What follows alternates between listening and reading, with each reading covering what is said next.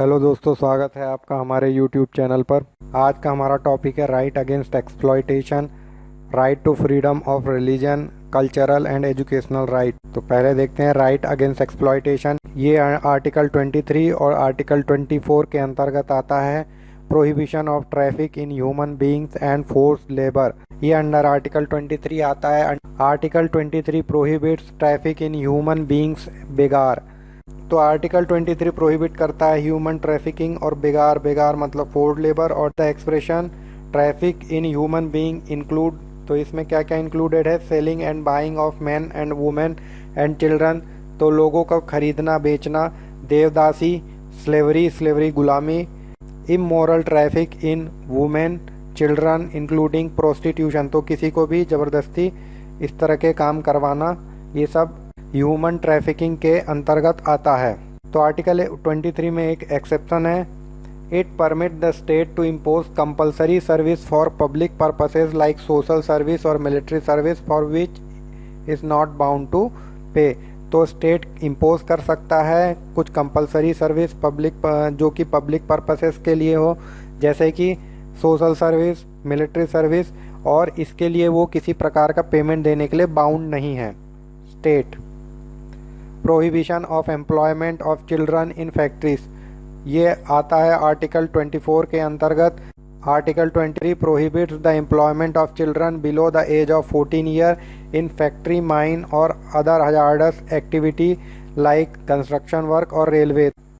तो यह आर्टिकल 14 वर्ष से कम उम्र के बच्चों का फैक्ट्री, माइन, किसी हजार्डस एक्टिविटी या कंस्ट्रक्शन, रेलवे जैसे कामों में लगाए जाने को निषिद्ध करता है। The protection of child right act 2005, तो इस एक्ट के अंतर्गत नेशनल और स्टेट कमीशन स्टैब्लिश किए गए हैं और चिल्ड्रन कोर्ट भी स्टैब्लिश किए गए हैं ताकि बच्चों पर होने वाले अपराधों की सुनवाई में तेजी लाई जा सके। Right to freedom of religion, ये आर्टिकल 25 से 27 के अंतर्गत आता है। Article 25, all persons are equally entitled to freedom of conscience and the right to freely profess, practice and propagate religion. However, these rights are subject to public order, morality, health and other provision related to fundamental rights. तो article 25 हर व्यक्ति को अधिकार देता है कि वो freely अपने religion को फॉलो कर सके, उसकी प्रैक्टिसेस फॉलो कर सके और अपने रिलीजन को प्रोपोगेट कर सके। लेकिन इन चीज़ों में कुछ रिस्ट्रिक्शन है, जैसे पब्लिक ऑर्डर, मोरालिटी, हेल्थ, और ये किसी के फंडामेंटल राइट्स को भी नहीं इफेक्ट करना चाहिए। Also according to article 25, Hindu in this context include Sikh, Jain और बुद्धिस्ट। तो आर्टिकल 25 के अनुसार जो हिंदू शब्द है उसमें सिख, जैन और बुद्धिस्ट, ये 3 धर्म भी आते हैं। Freedom to manage religious affairs, according to article 26, every religious denomination or any of its section have right to establish and maintain institution for religious and charitable purposes, right to manage its own affairs in matters of religion। तो किसी भी religious denomination को article 26 ये अधिकार देता है कि वो अपने इंस्टीट्यूशन को स्टैब्लिश कर सके, उसे मेंटेन कर सके और उसके कामकाज को मैनेज कर सके। Right to own and acquire movable and immovable property and right to administer the property in accordance with law, साथ ही साथ उसे मूवेबल या इमूवेबल किसी भी प्रकार की प्रॉपर्टी इकट्ठी करने का अधिकार है और उसे एडमिनिस्टर अपने हिसाब से करने का अधिकार है। Article 25 guarantees right of individual, तो आर्टिकल 25 क्या करता है? ये किसी इंडिविजुअल के अधिकार की रक्षा करता है। और आर्टिकल 26 रिलीजियस डिनोमिनेशन की रक्षा करता है। रिलीजियस डिनोमिनेशन मतलब धार्मिक संस्थान, जैसे मंदिर हो गया, मस्जिद हो गया। Freedom from taxation for promotion of a religion, तो article 27 lays down that no person shall be compelled to pay any taxes for the promotion of maintenance of any particular religion, religious denomination. Other word, the state would not spend public money collected by way of tax on the promotion of maintenance of any particular religion। तो article 27 क्या कहता है कि किसी भी व्यक्ति को अपना धर्म फॉलो करने के लिए, उसे प्रोपोगेट करने के लिए, अपने रिलीजियस डिनोमिनेशन को मेंटेन करने के लिए किसी प्रकार का टैक्स देने की आवश्यकता नहीं है। या दूसरे शब्दों में कहें तो स्टेट जो भी टैक्स इकट्ठा कर रहा है वो इन सब कामों में नहीं खर्च करेगा। It prohibited only levy a tax not a fee. तो ये केवल प्रोहिबिट करता है किसी प्रकार के टैक्स को, लेकिन अगर आप इंस्टीट्यूशन को मैनेज करने के लिए एडमिनिस्ट्रेशन के पर्पज से कोई सुविधा आपको दे रहे हैं, उसके लिए अगर कोई फीस लगाते हैं, वो टैक्स के अंतर्गत नहीं आएगा।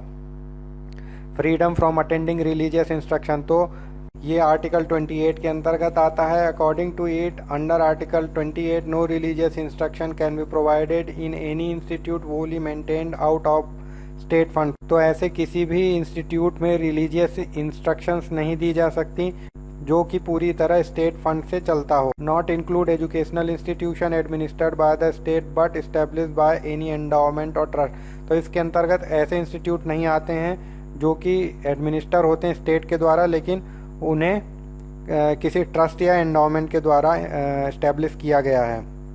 Cultural and educational right, article 29 और 30 के अंतर्गत आते हैं ये। Protection of interest of minority, article 29 provides that any section of citizen residing in any part of India having a distinct language, script और culture of its own can have right to conserve the same because of the use of section of citizen, the article not restricted to the minorities only as it commonly assumed to be। तो article 29 क्या करता है, ये किसी भी minority को, चाहे वो लिंग्विस्टिक हो, यहाँ पे माइनॉरिटी के शब्द का अर्थ केवल मुस्लिम या हिंदू या सिख या जो माइनॉरिटी का जनरल मीनिंग होता है उससे नहीं है, क्योंकि यहाँ माइनॉरिटी शब्द नहीं इस्तेमाल हुआ है, यहाँ पे एनी सेक्शन ऑफ सिटीजन इस्तेमाल हुआ है। तो चाहे वो लिंग्विस्टिक माइनॉरिटी हो, चाहे वो किसी भी तरह की माइनॉरिटी है, उसे अपने कल्चर को, अपने लैंग्वेज को कंजर्व करने का, सुरक्षित करने का अधिकार है आर्टिकल 29 के अंतर्गत। Right of minorities to establish and administer educational institution, तो आर्टिकल 30 के अंतर्गत ये आता है। Article 30 grants the following rights to minorities whether religious और लिंग्विस्टिक। तो चाहे रिलीजियस हो, मतलब धार्मिक माइनॉरिटी हो, या लिंग्विस्टिक माइनॉरिटी हो, उनको क्या अधिकार हैं, they have right to establish and administer educational institution of their choice. वो अपने इच्छा अनुसार किसी भी प्रकार का एजुकेशनल इंस्टीट्यूशन को इस्टेब्लिश कर सकते हैं, उसे एडमिनिस्टर कर सकते हैं। और state can not discriminate any educational institution managed by minority in granting aid. तो किसी प्रकार की सुविधा देने में स्टेट किसी प्रकार का भेदभाव नहीं कर सकता किसी माइनॉरिटी इंस्टीट्यूट के साथ। तो दोस्तों, आज का हमारा वीडियो यहीं तक। अगर आपको अच्छा लगा हो तो लाइक और शेयर ज़रूर करिएगा। Thank you.